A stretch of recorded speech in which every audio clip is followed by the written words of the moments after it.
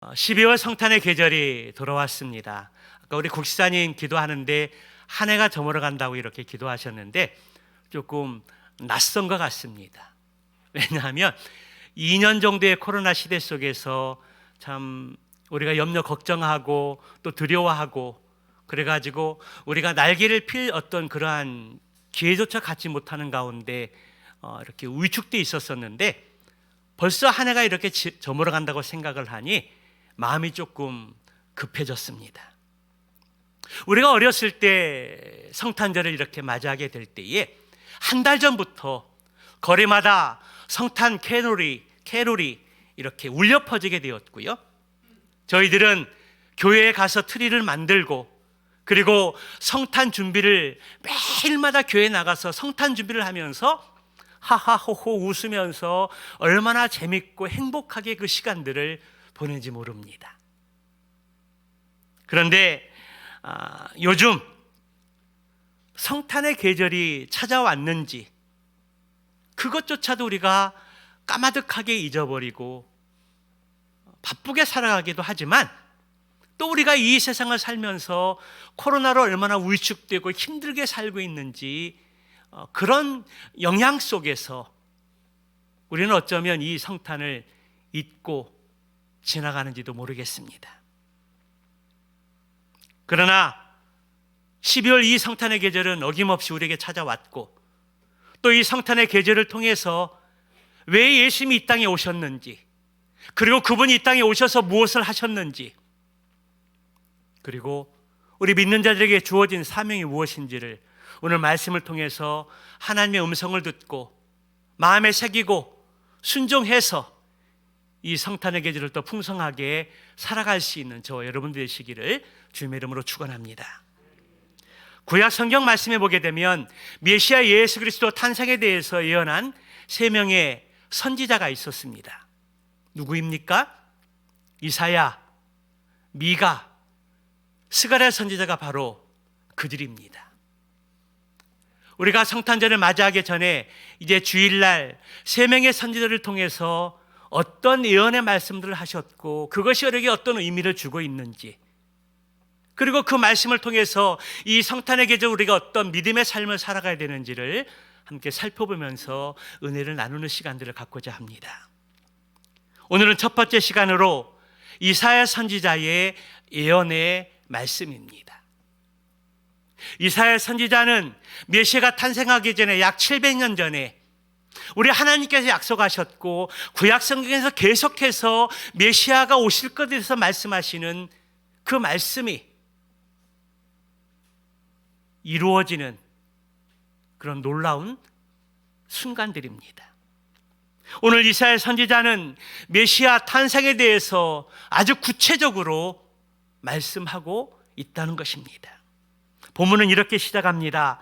한 아기가 우리에게 낳고 우리를 구원하시기 위해서 오실 그 메시아는 한 아기로 태어날 것을 말씀하고 있습니다.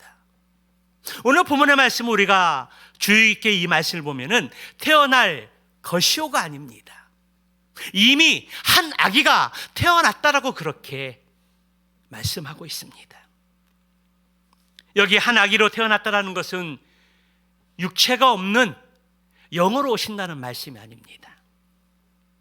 한 아기로 오신다는 것은 우리와 동일한 육체를 가지고 탄생하실 것을 말씀하고 있습니다. 장성한 청년으로 오시는 것이 아니라 우리와 똑같이 동일하게 아기의 모습으로 오실 것을 오늘 이사야 선지자는 그렇게 예언하고 있다는 것입니다. 이사야 선지자의 예언처럼 우리 예수님은 2000년 전에 한 아기의 모습으로 이 세상에 오셨습니다. 성경의 말씀이 오게 되면 때가 참에라는 말씀이 있습니다.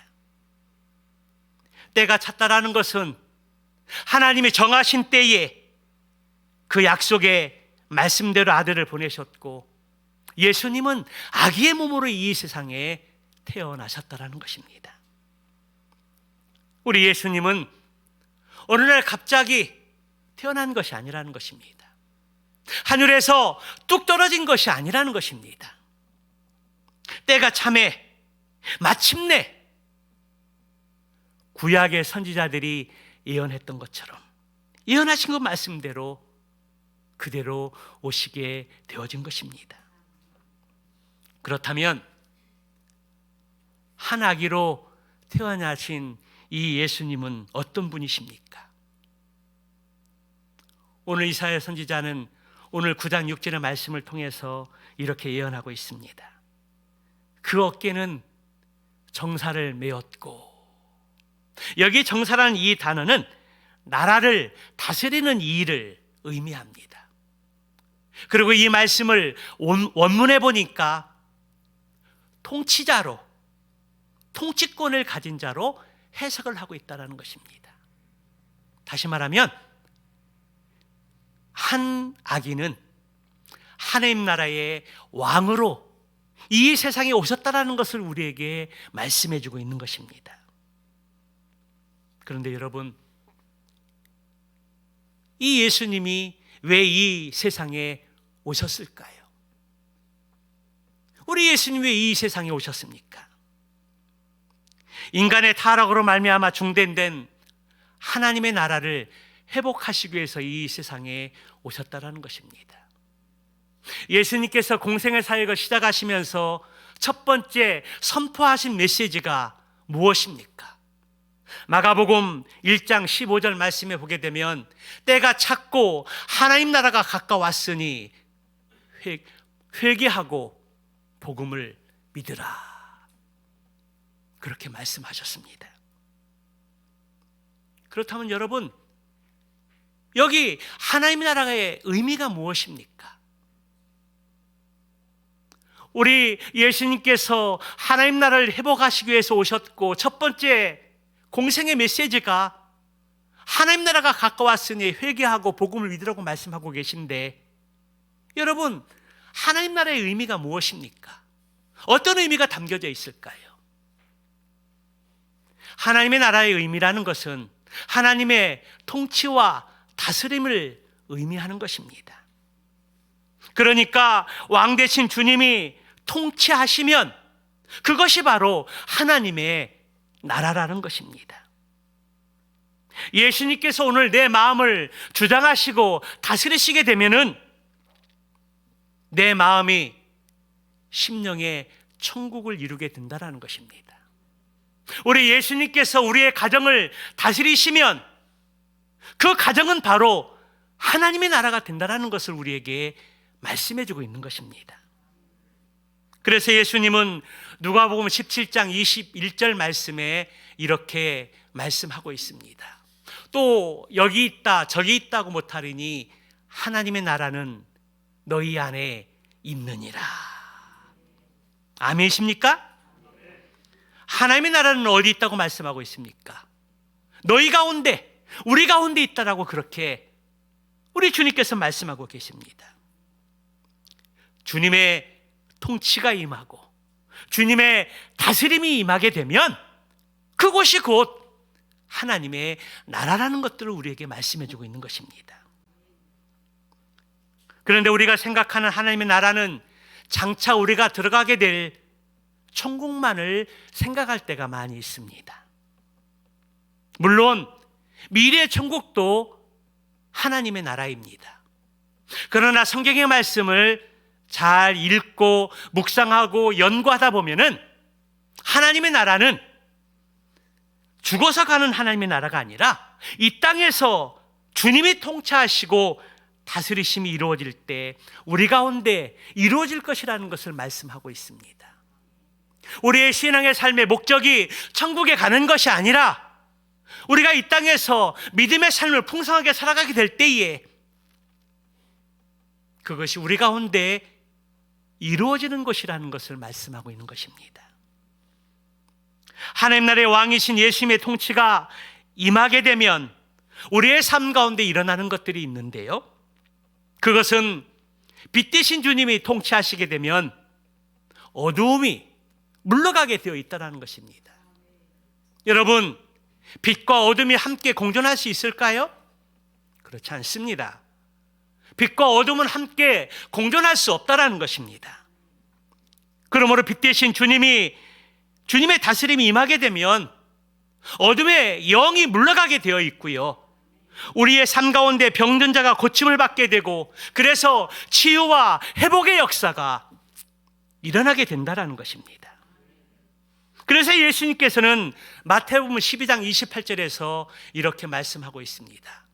내가 하나님의 성령을 힘입어 귀신을 쫓아내는 것이면 하나님의 나라는 이미 너희에게 임하였느니라. 할렐루야.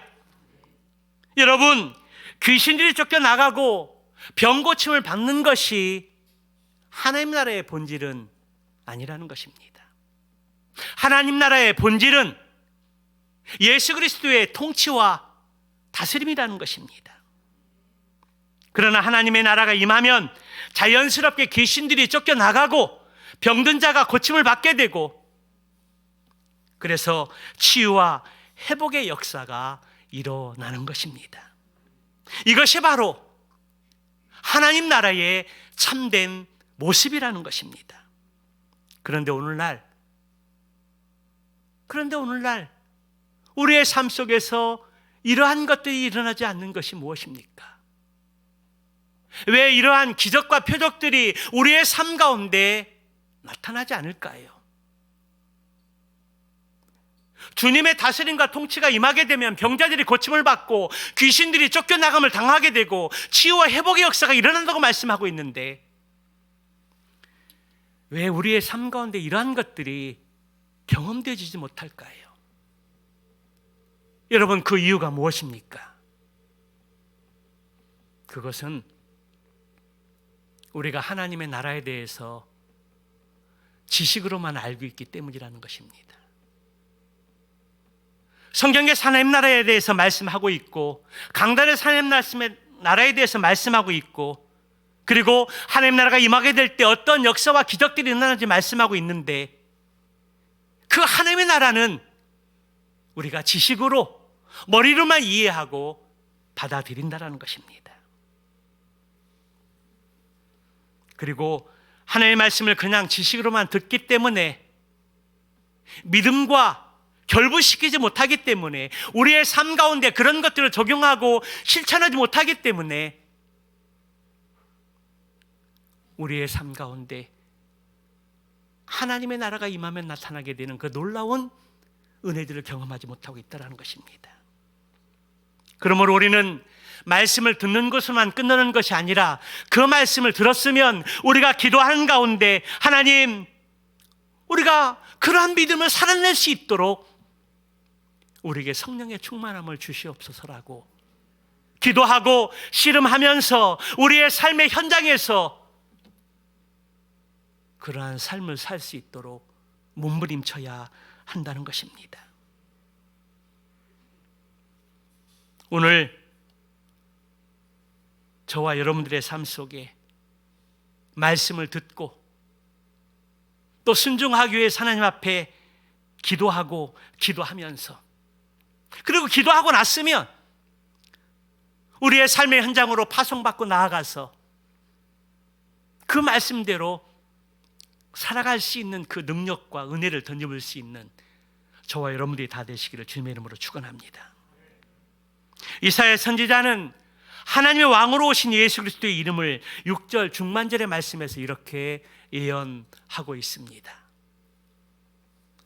그것이 무엇입니까?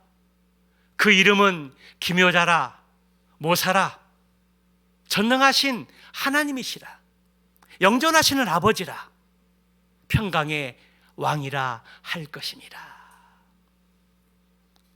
오늘 이사야 선지자가 예언하는 예수님의 이름이 무엇입니까? 오늘 그 이름의 의미가 무엇인지를 생각해 보고 그것이 우리와 어떤 관계가 있는지 생각해 보는 시간을 갖고자 합니다.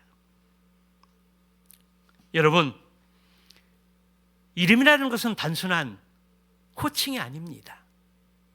이름이라는 것은 오늘 예수님의 이름 속에 담겨져 있는 그 이름은 단순한 호칭이 아니라 우리 예수님의 또 본성과 본질과 특성을 의미하는 것입니다.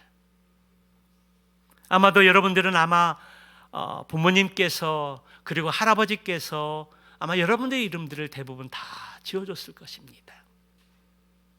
또 어떤 가정에서는 우리 자녀들이 믿음으로 살아가기를 소망을 해서 성경적인 이름을 짓기도 하고요, 또 성경적인 의미를 부여해서 이름을 짓는 경우들이 많이 있습니다.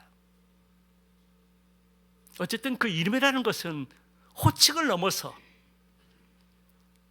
그 사람의 속성과 성품과 본질을 상징한다는 것입니다.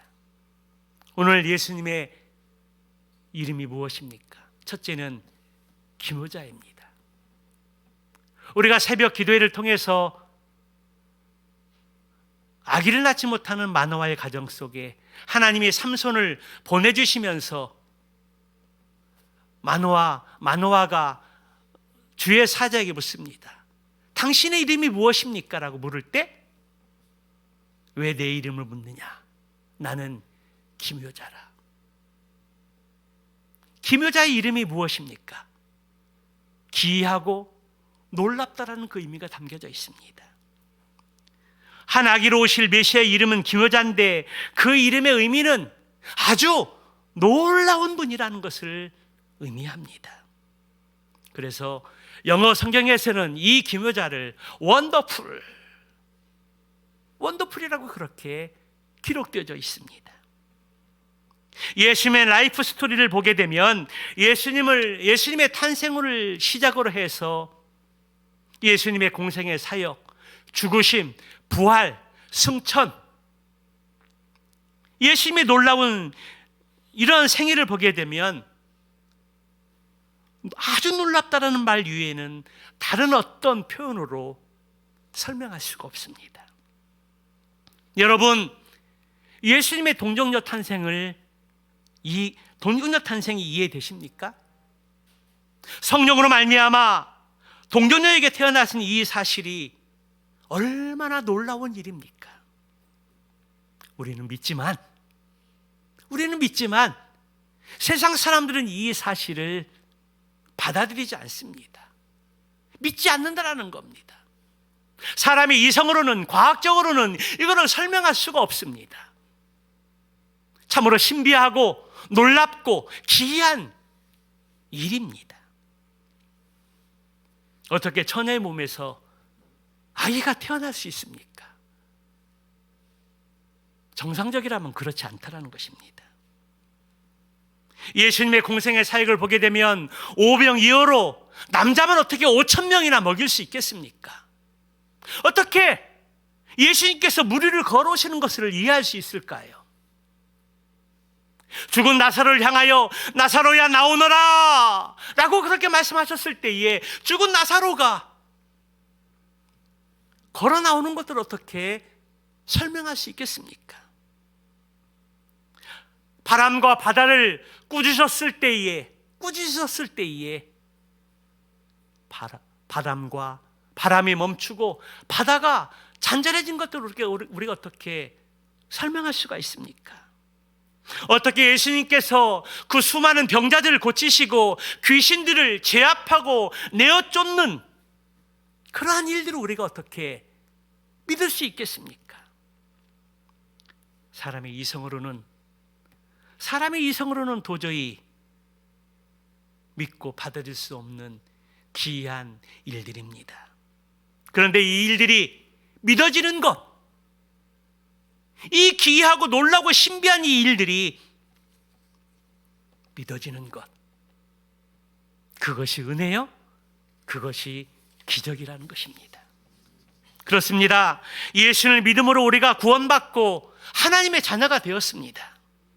예수님의 죽으심으로 인해서 우리의 죄값이 지불되어졌고, 이 은혜를 인해서 우리가 은혜의 보좌 앞에 담대히 나아갈 수 있는 길이 열렸다라는 것입니다. 할렐루야. 여러분, 이 사실들이 얼마나 놀라운 일입니까? 얼마나 신비하고 기이한 일입니까? 여러분, 이 말씀을 들으면서 원더풀, 이렇게 고백드릴 수 있겠습니까? 그럴 수 있습니까? 그렇지 못한가 봐요.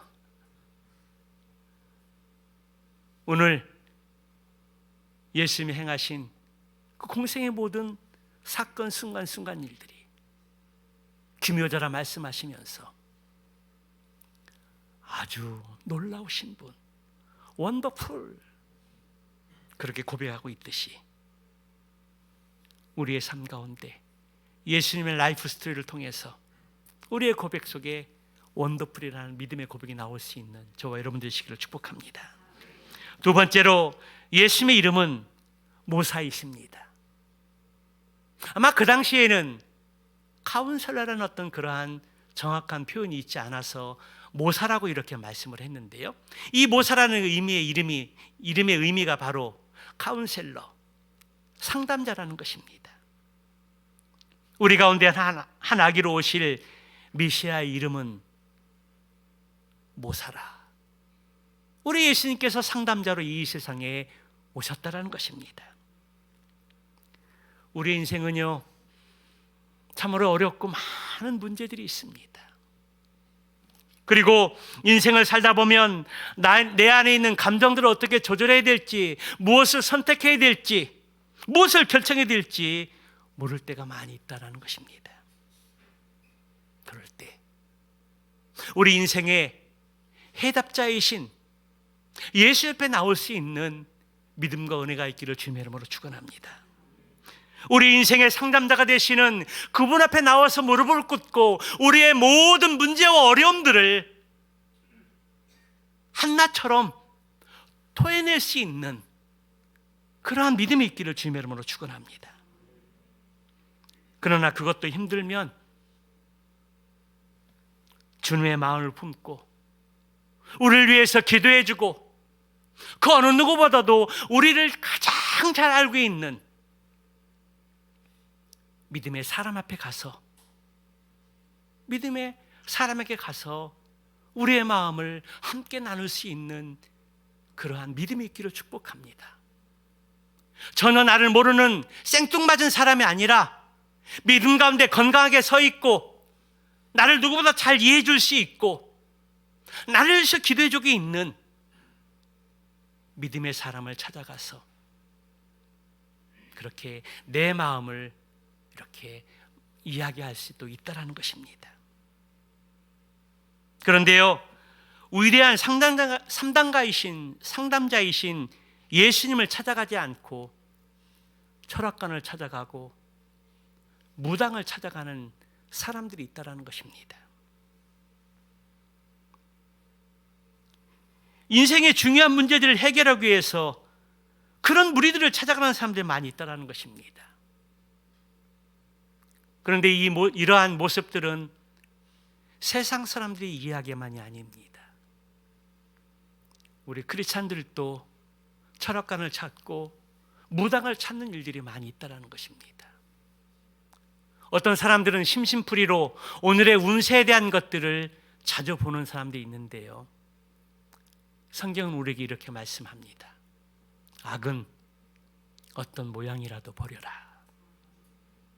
악은 어떤 모양이라도 버리라고 말씀하고 있는 것입니다. 요즘은 선거철이 되고 연말이 시작되다 보니까 철학관과 그리고 무당의 어떤 그 찾아가는 것이 아주 성수기를 맞이했다고 합니다. 내 인생의 앞일을 모르고 불확실하니까 미래를 알고 싶어서 문을 두드리는 것입니다. 그런데 이러한 것들이 단지 믿지 않는, 믿음이 없는 사람들뿐만 아니라 약 20% 정도가 기독교인이라는 것입니다. 얼마 전에 다니엘 기도회에서 무당이 되졌다가 목사가 된 분의 어떤 간증을 들어보니까 자기를 찾아오던 20%의 사람들이 성도들이었다는 것입니다. 사랑하는 성도 여러분, 아무리 인생이 답답하고 내 앞에 던져져 있는 인생의 문제들이 어렵다 할지라도 행복한 우리에게 모든 성도들은 철학관을 찾아가고 무당을 찾아가는 그런 일들이 없는, 하나님께만 아뢰고 하나님께 기도하면서 하나님께 우리의 문제들을 내려놓을 수 있는 믿음의 사람 되시기를 주님의 이름으로 축복합니다. 우리 예수님은 상담자로만 오시지 않고 그 상담을 통해서 그 사람을 회복시키시는 치료자이시라는 것입니다. 그래서 예수님은 공생의 기간 동안 우리의 연약함을 다 치유하셨습니다. 우리 인간이 받을 수 없는, 우리 인간이 받을 수 있는 모든 아픔을 다 경험하셨다는 것입니다. 그래서 당신이 받으셨던 그 아픔으로 우리를 치유하시고 회복시키고자 원하신다는 것입니다. 우리 예수님께서 이 땅에서 배신과 상함을 받으셨습니다. 우리도 이 세상을 살아가면서 많은 배신이 있고 아픔과 상처들이 있습니다. 우리 예수님이 그런 것들을 경험하시고 그 배신과 상함의 그 문제들을 우리 주님께서 해결해 주시고자 하십니다. 우리 주님께서 우리들의 연약함을 보시고 많은 눈물을 흘리셨는데 우리가 이 세상 살아가면서 흘리는 눈물들이 얼마나 많이 있습니까? 그런데요, 우리 주님도 공생의 사역을 통해서 눈물을 흘리시고 우리가 흘리는 많은 눈물의 의미를 아시고 우리 눈에 흐르는 그 눈물들을 우리 주님이 닦아주기를 원하신다는 것입니다. 그러므로 우리 인생에 고난과 어려움들이 있을 때 최고의 상담자이시고 치료자이신 예수님을 찾아가시기 바랍니다.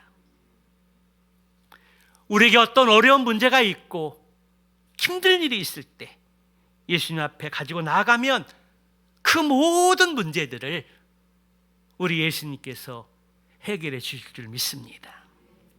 세 번째로, 예수님의 이름은 전능하신 하나님이십니다. 여기 예수님은 하나기로 이 세상에 오시게 되는데 그 이름이 전능하신 하나님이라는 것입니다. 여기 이 이름 속에는 하나님의 본질과 속성이 담겨져 있는데요, 그것은 하나님과 동등한 분이시다라는 사실을 말씀해주고 있는 것입니다. 그래도 예수님도 공생의 기간을 통해서 말씀을 가르치면서 하나님과 내가 하나다, 아버지와 내가 하나다라고 그렇게 말씀하신 적이 있습니다. 그리고 요한복음 1장 2절 3절 말씀해 보게 되면 그가 태초에 하나님과 함께 계셨고 만물이 그로 말미암아 지은 바 되었으니 지은 것이 하나도 그가 없이 된 것이 없느니라. 여기서 말씀하는 것이 무엇입니까? 우리 예수님은 창조주 하나님이라는 사실들을 말씀하고 있습니다. 한마디로 하나기로 오신 예수님은 전능하신 하나님이라는 사실들을 우리에게 말씀해주고 있다는 것입니다. 전능하신 하나님이신 우리 예수님께서 공생의 사역 가운데 죽은 자를 3번 살리신 적이 있었는데요, 그것이 무엇입니까?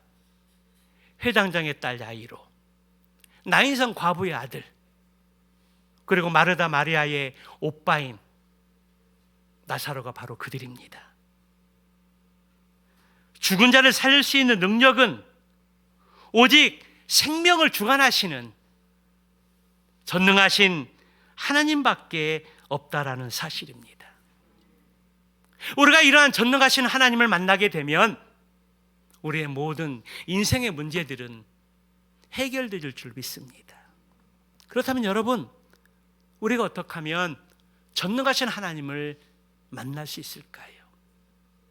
그것은 요한복음 1장 12절의 말씀처럼 영접하는 자, 곧 그의 이름을 믿는 자들에게는 하나님의 자녀가 되는 권세를 주셨으니, 그렇습니다. 예수님을 믿음으로 영접하게 되면, 예수님의 피 흘려 죽으심과 부활하심을 믿고 내 마음 가운데 믿고 입으로 시인하면 우리가 구원받고 하나님의 자녀가 된다는 사실입니다. 오늘 여기 앉아 있는 모든 분들은 다 예수님을 영접하고 하나님의 자녀가 된 줄로 믿습니다. 그렇다면 우리가 전능하신 하나님이신 예수님을 또 경험하고 또 그분을 또 만나기 위해서 우리가 하나님 말씀 가운데 우리의 마음을 열어놓고 예수님이 행하신 놀라운 일들을 보면서 그것을 믿음으로 받아들이고 우리의 삶의 현장에서 그러한 전능하신 행하시는 그 일들을 경험하도록 우리를 내어주고 또 순종하는 가운데 경험될 줄을 믿습니다. 네 번째는 영존하시는 아버지입니다. 영존하시는 아버지. 이 말의 의미는 영원히 존재하시는 하나님이라는 사실들을 우리에게 말씀해 주고 있습니다. 이 표현 역시 예수님의 신성에 대한 또 다른 표현입니다. 요한복음 1장 8절 말씀에 보게 되면 예수님은 자신을 가리켜서 이렇게 표현했는데요. 나는 알파와 오메가라. 이전에도 있고 전에도 있었고 장차 올 자요 전능하신 자라 하시더라. 여기 알파와 오메가는 처음과 나중이라는 의미입니다. 예수님은 처음과 나중이시기 때문에 예수님의 시제는 항상 현재입니다. 그리고 그분은 영원토록 살아계신 하나님이라는 것입니다. 그런데 여러분, 성부 하나님이 계신데, 성부 하나님 아버지가 계신데 굳이 예수님을 영원히 살아계신 아버지라고 표현한 그 이유가 무엇일까요? 성부 하나님도 우리 아버지 되시는데 굳이 예수님이 일컬어서 영원히 존재하시고 살아계신 아버지다라고 표현하신 그 이유가 무엇일까요? 그것은 우리 예수님께서 사역들을 하실 때 아버지 같은 마음으로 우리를 돕고 우리를 이끌어 가시고 아버지의 마음으로 우리를 품고 우리와 함께 하시는 하나님이기 때문에 그렇다라는 것입니다. 그렇다고 예수님이 성부 하나님이라는 것은 아닙니다. 지금도 살아계셔서 하나님 아버지의 마음을 갖고 우리를 돌보시고 우리를 위해서 기도하시는 분이기 때문에 영원히 존재하시는 살아계신 아버지다, 그렇게 말씀하고 있는 것입니다. 이렇게 아버지와 같은 성품을 가지셨기 때문에 영존하시는 아버지라고 그렇게 표현하고 있는 것입니다. 로마서 8장 34절 말씀에 보게 되면 그는 하나님 우편에 계신 자요 우리를 위하여 간구하시는 자신이라. 우리 예수님께서 지금 하나님 우편 보좌에 앉으셔서 우리를 위해서 중보기도 하신다라고 말씀하고 있습니다. 여러분, 지금 예수님께서 나를 위하여 중보기도 하실 때 무엇을 위해서 중보기도 하고 계실까요? 양문이 모인 문제에 보게 되면 마음은 열기 두 번째 문제 속에서 12월 성탄 이 한 달 기간 동안 하나님 앞에 이루고 싶은 소원이 무엇입니까? 라고 질문을 던졌는데요. 아마도 우리 예수님께서 나를 위해서 기도하고 계실 때 그 소원, 이 해가 다 가기 전에 한 달 동안 기도하면서 마음 가운데 소원하는 것이 있는데 그것이 영혼의 구원 문제일 수 있고요, 일터의 문제일 수 있고요, 우리의 진로의 문제들일 수 있습니다. 그 모든 것들을 우리 주님께서 나보다 더 잘 아시기 때문에 한 달 동안 이루어가고 싶은 그 마음의 소원 속에 우리 주님이 지금 하나님 우편 보좌에 앉으셔서 우리를 위해서 기도하고 계시다라는 것입니다. 여러분, 우리 주님께서 지금 우편 보좌에 앉으셔서 우리를 위해서 중보기도 하고 계시다면, 우리가 이 사실을 믿고 확신한다면 우리에게 얼마나 큰 힘이 되고 위로가 되겠습니까? 내 눈에는 지금 더디 이루어지는 것 같고 이루어질 수 있을까 회의를 품을 수 있는데 우리 주님께서 지금 나를 위해서 우편 보좌에 앉으셔서 지금 나를 위해서 중보기도 하고 계시다고 이 말씀을 믿고 확신한다면 우리가 뭘 걱정하겠습니까? 주님이 나를 위해서 기도해 주시는데 우리가 뭘 걱정하고 염려하고 근심할 수 있겠습니까?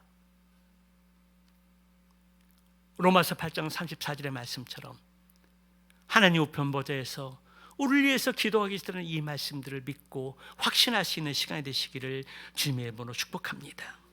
그렇습니다.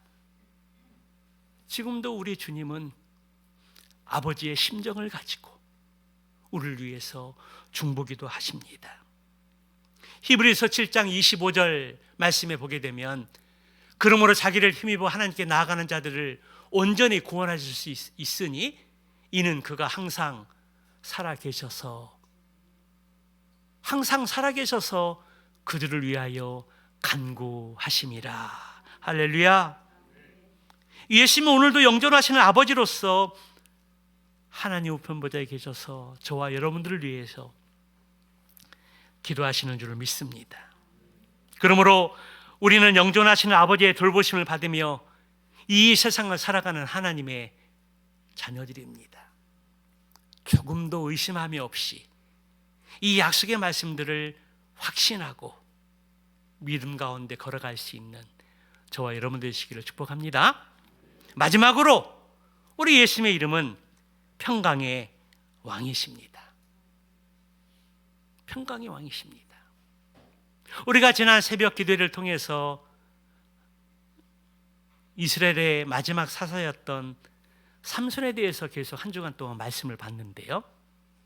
그런데요, 죄가 얼마나 무섭고 집요한지 우리 삼손의 스토리를 통해서 우리는 함께 나누었습니다. 죄가 하나님의 관계를 가로막고 하나님이 주신 사명을 잃어버리게 하고 자기 멋대로 살아가게 한다라는 것입니다. 죄가 얼마나 무서운지 모릅니다. 얼마나 집요한지 모릅니다. 한 번, 두 번, 세 번 그 목적을 이룰 때까지 사단은 결코 포기하지 않습니다. 우리가 굴복할 때까지 결코 물러서지 않는다라는 것입니다. 죄는 하나님과 우리 사이를 갈라 놓았습니다. 죄는 지금도 우리와 하나님 사이를 갈라놓으려고 할 뿐만 아니라 죄로 말미암아 수치심과 죄책감을 갖게 하고 더 나아가서 불안과 공포와 염려와 두려움을 갖게 만든다라는 것입니다. 죄의 억눌림에서 헤어나지 못하게 한다라는 것입니다. 그런데 우리 주님께서 이 땅에 오신 목적 중에 하나가 무엇입니까? 우리의 죄를 위해서 대성물로 주셨다라는 것입니다. 할렐루야. 우리 예수님께서 화목 제물이 되어주셨다라는 것입니다. 그래서 하나님과 원수되었던 우리를 화평케 하셨습니다. 그리고 예수님의 보혈의 피를 힘 있기만 하면 누구든지 은혜의 보좌 앞에 나아가서 우리의 염려, 근심, 걱정을 다 내려놓고 우리의 문제 해결자 되신 평강의 하나님께서 우리를 회복시켜 줄 믿습니다. 그렇습니다. 우리 예수님은 평강의 왕으로 오셨습니다. 그런데 여러분, 이 평강을 모든 사람이 다 누리는 것만은 결코 아니라는 것입니다. 세상에 줄 수 없는, 주님만이 주실 수 있는 이 평안을 누릴 수 있는 비결이 있습니다. 그것이 무엇입니까? 죄와 사망의 권세에서 해방되고 예수님의 보혈의 피로 자유함을 얻은 자가 누릴 수 있는 복이라는 것입니다. 우리 인간의 가장 본질적인 문제인 죄와 죽음의 문제를 해결받지 못하면 샬롬의 축복을 결코 누릴 수 없다라는 것입니다. 그래서 우리 주님은 죽음의 권세를 깨뜨리시고 부활하신 그 이후에 가장 처음 던진 메시지가 무엇입니까? 너희에게 같이 할까요? 평강이 있을지어다. 할렐루야. 우리 예수님께서 부활하신 그 이후에 첫 번째 메시지는 평강이었습니다. 그리고 부활하신 우리 주님께서 제자들에게 아버지께 나를 보내신 것 같이 나도 너희를 세상에 보내노라고 그렇게 파송하시면서 주셨던 그 메시지가 또한 무엇입니까? 너희에게 평강이 있을지어다 라고 그렇게 축복했다는 것입니다. 우리가 이것을 보면 부활하신 예수님의 최고의 관심은 평안이었습니다. 그렇다면 여러분, 부활하신 예수님께서 최고의 관심이 평강인 그 이유는 무엇일까요? 여기 두 가지 이유가 있습니다. 하나는 평강이 없는 축복은 결코 축복이 아니라는 것입니다. 우리가 아무리 좋은 집에서 살고 자녀들이 잘 나가고 돈이 많고 명예가 있다 하더라도 남부럽지 않은 삶을 산다 할지라도 그의 마음 가운데 평안이 없으면 그 평안은 결코 축복이 아니라는 것입니다. 그 평안은 하나님이 주신 것이 아니라는 것입니다. 성경에서 말씀하기를 우리 하나님께서는 재물과 근심을 겸하여 주지 않으신다고 말씀하셨습니다. 재물이 많은데 근심이 많다. 그거 주님이 주신 거 아닙니다. 기도 없는데 기도 없이 사는데 인생이 잘 풀린다. 결국 그게 축복이 아니라는 것입니다. 평안이 없는 축복은 축복이 아니라는 것입니다. 다른 하나는 보냄을 받은 우리에게 사명이 있다는 것입니다. 그것이 무엇입니까? 그것은 바로 평안의 복음을 전해야 될 사명이 있다는 것입니다. 여기 복음 앞에 붙여진 표현이 무엇입니까? 평안의 복음. 평안의 복음이라는 것입니다. 이 평안의 복음을 전해야 될 사람이기 때문에 주님이 부활의 최고의 관심은 평안이었다는 것입니다. 여러분, 평안이 없이 잠을 이루지 못하고 우울증에 시달리고 불안과 염려와 근심, 걱정이 가득 쌓여 있다면 어떻게 평안의 복음을 전할 수 있겠습니까? 나는 지금 불안, 초조, 염려, 근심, 걱정이 가득한데 어떻게 평안의 복음을 전할 수 있겠습니까? 그럴 수 없다는 것입니다. 그러면 우리가 평안의 복음을 전해야 될 사람들이기 때문에 우리 주님께서 우리 안에 평안이 있어야 한다라는 것입니다.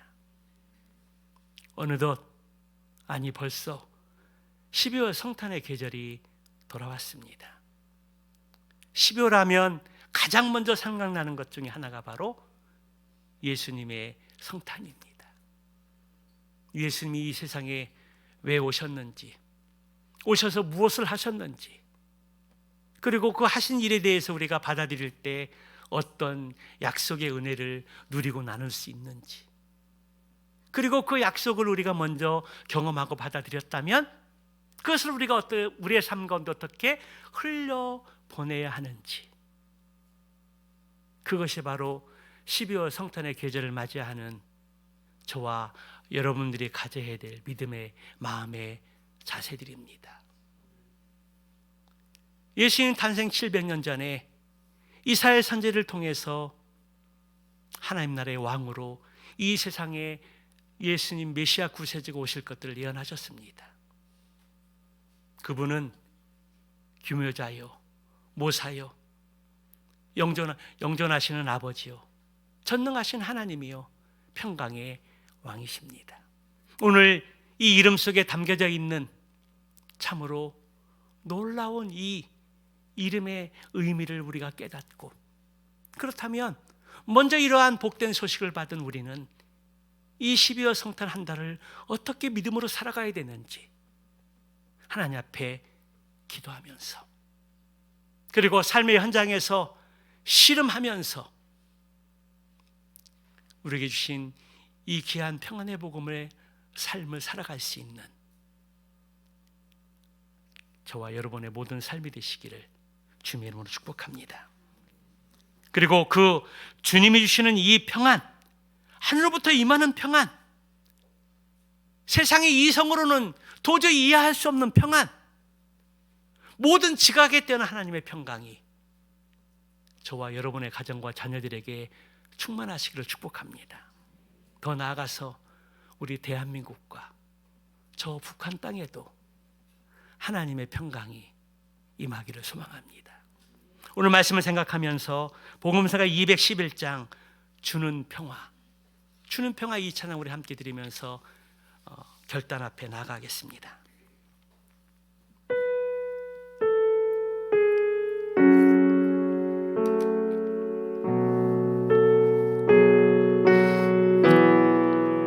말씀을 생각하면서 주는 평화 막힌 담을 모두 허셨네. 주는 평화 우리의 평화 주는 평화 막힌 담을 모두 허셨네.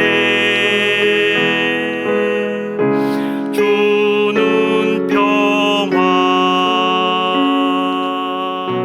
우리의 평화 염려다 맡기라. 염려다 맡기라.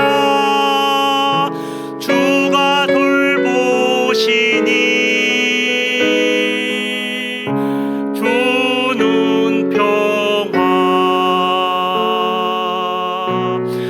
우리의 평화 염려다 맡기라. 염려다 맡기라. 주가 돌보시니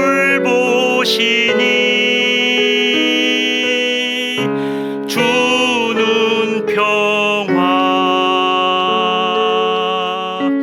우리의 평화. 우리 함께 기도하겠습니다.